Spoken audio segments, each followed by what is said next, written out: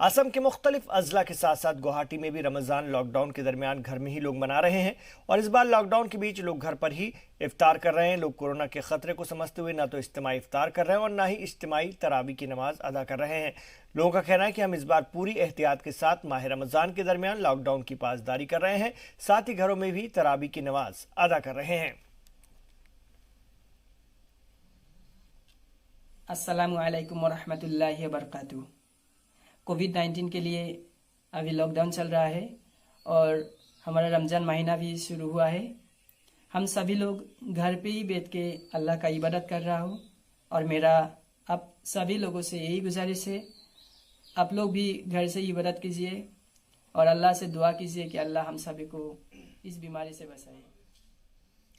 माह रमज़ान का मुक़द्दस महीना चल रहा है और माह रमज़ान उल मुबारक की मज़हब इस्लाम में एक ख़ास अहमियत और एक ख़ुसूसी मकाम है। आमतौर पर रमज़ान महीने को मुकम्मल इबादतों का महीना कहा जाता है और लोग रोज़ा रखते हैं, नमाज़ें पढ़ना और गुरबा जो गरीब गुरबा है उनको ज़कात फ़ितरा दिया जाता है। माह रमज़ान में लोग अपने घरों पर ही इस बार इबादत करते नज़र आ रहे हैं। सरकार की जानिब से भी मसाजिद में महज 5 लोगों के अलावा नमाज़ पढ़ने पर पाबंदी आयद करके रखी गई है और मुल्क में कोरोना जैसी ख़तरनाक वबा फैल रही, जिसको लेकर इंतज़ामिया आवाम से लॉकडाउन की पासदारी करने की अपील कर रही है। कोरोना वायरस के सबब पूरे मुल्क में लॉकडाउन है, जिसकी वजह से लोग मस्जिदों में जाकर इबादत नहीं कर पा रहे हैं क्योंकि मस्जिदों में 5 लोगों के अलावा नमाज पढ़ने को लेकर पाबंदी आयद है। रोजेदार घरों में रहकर ही खास इबादत में मसरूफ हैं और मुल्क को कोरोना से बचाने के लिए दुआ कर रहे हैं।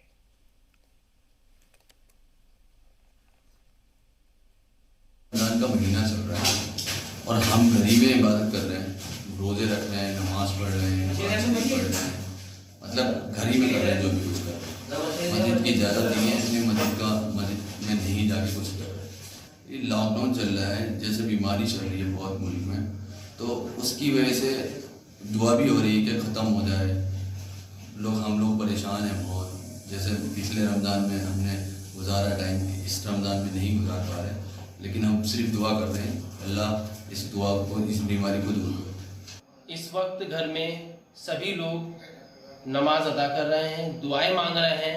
जो कोरोना जैसी बीमारी फैली है इस देश के अंदर, उससे निजात की दुआ मांगी जा रही है और सभी से मेरा यही कहना है वो भी अपने घरों में जो नमाज वगैरह अदा करें तो इस तरह की दुआ मांगे कि ये कोरोना जैसी जो बीमारी है इसको दूर हो जाए।